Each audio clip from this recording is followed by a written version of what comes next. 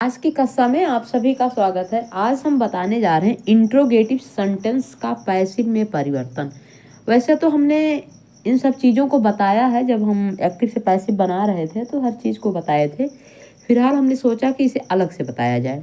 तो देखिए, interrogative sentence का पैसिव वॉइस भी प्रश्नवाचक में बनता है। ठीक है, प्रश्नवाचक वाक्य का पहले साधारण वाक्य बनाओ। अगर बनाना है तो क्या करना है आपको, जो आपका इंट्रोगेटिव सेंटेंस है उसको आप साधारण वाक्य में बनाओ।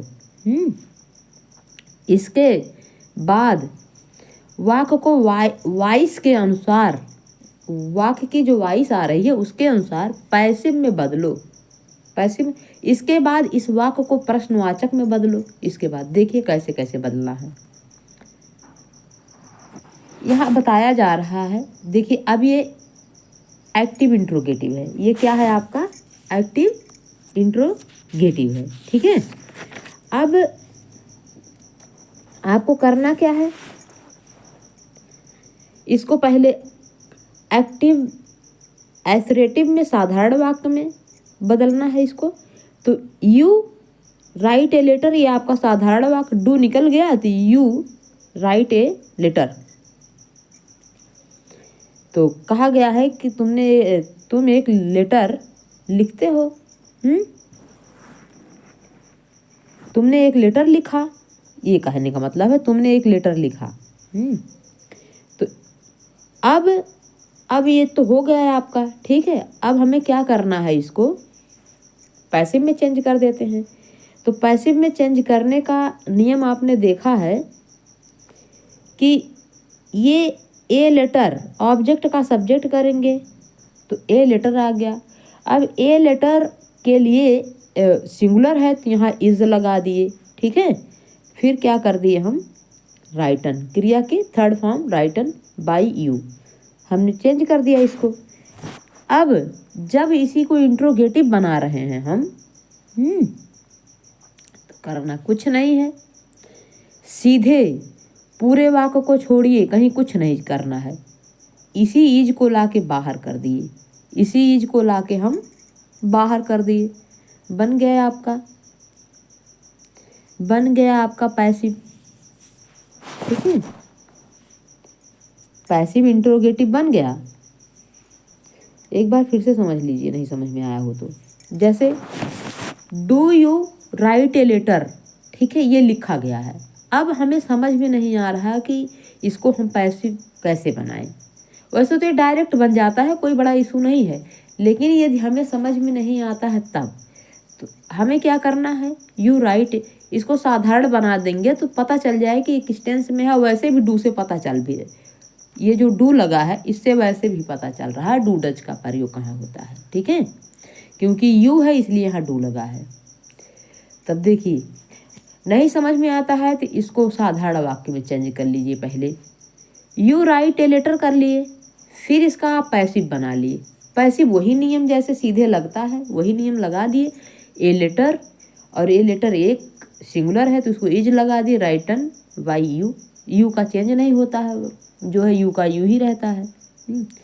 अब इंट्रोगेटिव बनाना है, पूरा बनाया है, इसी इज को जो है इसी बाहर ला दो, बस पूरा वाक्य वैसे जैसे ज्यों का त्यों लिख दीजिए, हो गया।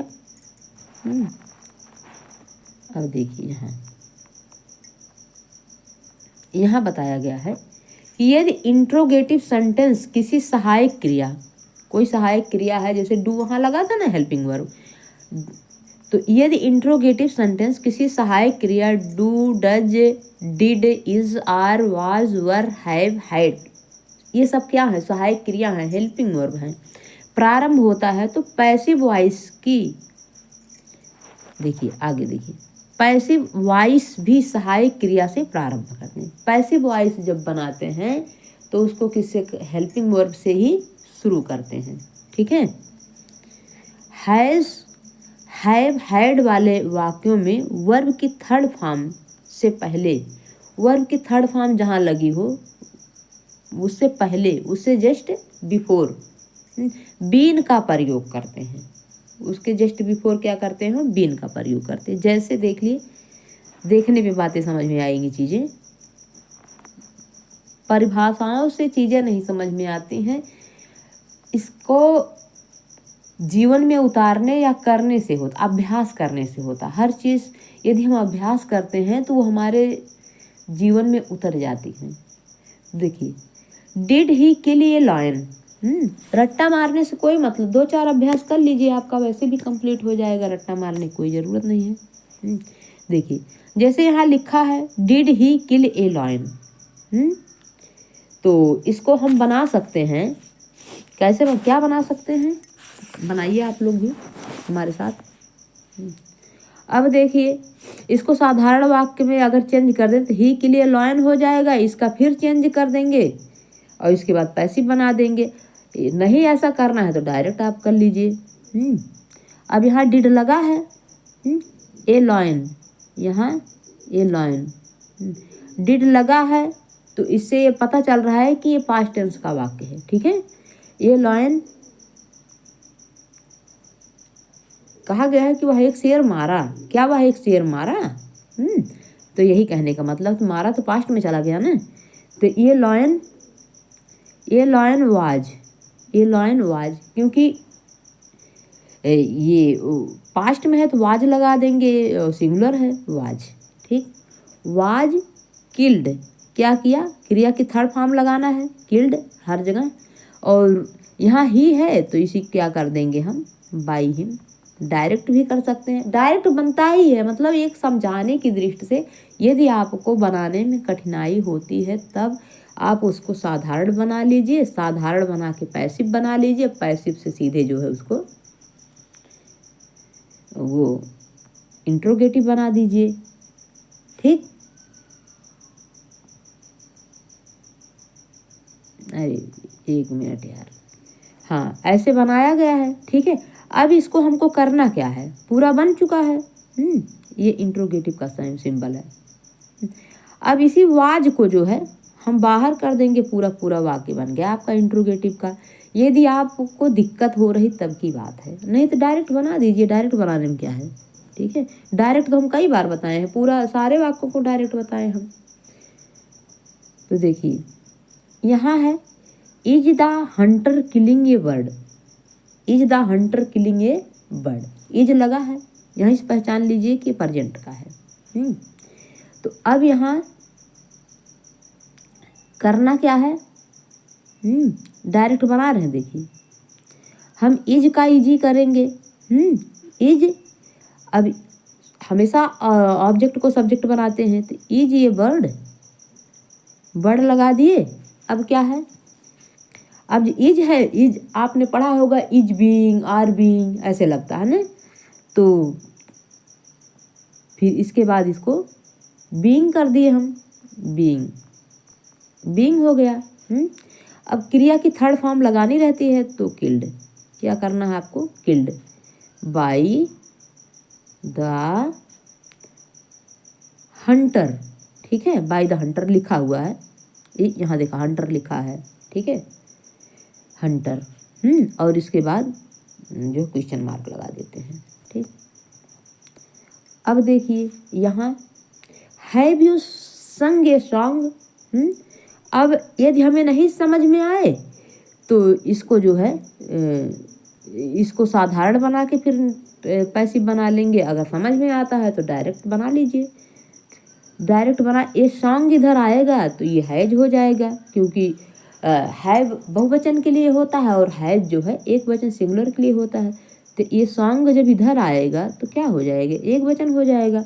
तो यहाँ हम हैज लगा देंगे। ठीक, हैज सॉन्ग, क्या है, हैज सॉन्ग बीन, अरे सॉरी,